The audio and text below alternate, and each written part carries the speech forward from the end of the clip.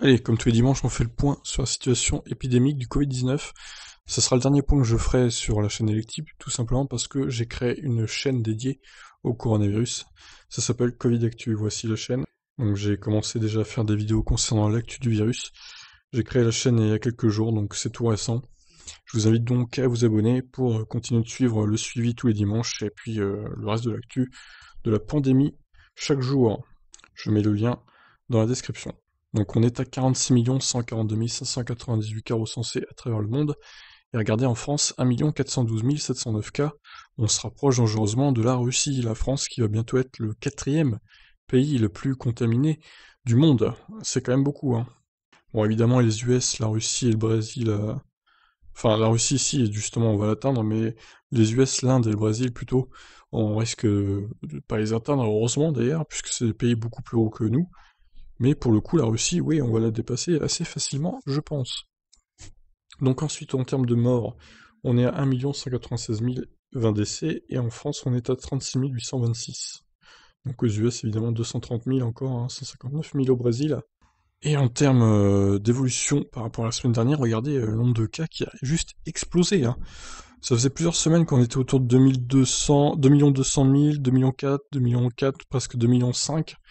Mais là, on est à 3 900 000 cas supplémentaires en une semaine. C'est jamais arrivé que ce soit si haut, tout simplement. Donc l'épidémie est en recrudescence et le nombre de pays qui se sont confinés, c'est pas pour rien, hein, pour le coup. 45 000 décès à déplorer en une semaine, évolution de 5 000 supplémentaires du coup. En termes de cas pour la France, on est à 282 000 cas supplémentaires. Pareil, en termes de chiffres bruts, on est quand même 29 000 de plus que la semaine dernière. Et en termes de décès, on est à 2153, ce qui fait une belle hausse de 800 décès. Et 2100, ouais, c'est quand même assez élevé, hein, pour le coup. Je dirais que le confinement arrive à point nommé. Même si le fait de pas confiner les écoles, les collèges et les lycées, je comprends pas trop personnellement, parce que ça va pas empêcher les élèves de se contaminer entre eux. Parce que on va pas se mentir, hein, la plupart du temps, ils vont pas mettre leur masque. Même si dans la classe ils vont le mettre, à l'extérieur du lycée, etc., ils vont l'enlever, ils vont se contaminer entre eux, ils vont contaminer leur famille. Donc voilà, belle connerie de pas fermer les écoles, collèges et lycées, au moins pendant 2 semaines, histoire que ça se calme, quoi. Donc voilà pour le suivi de la semaine, je vous répète, hein, ça sera le dernier suivi de la pandémie sur Electib, que j'ai commencé du coup le 15 mars quand même.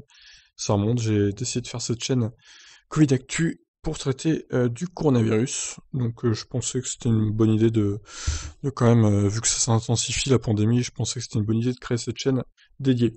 Voilà, je vous invite à vous abonner sur cette chaîne pour suivre toute l'actu du virus et tous les dimanches vous aurez un suivi comme je faisais jusqu'à présent. Allez, ciao tout le monde.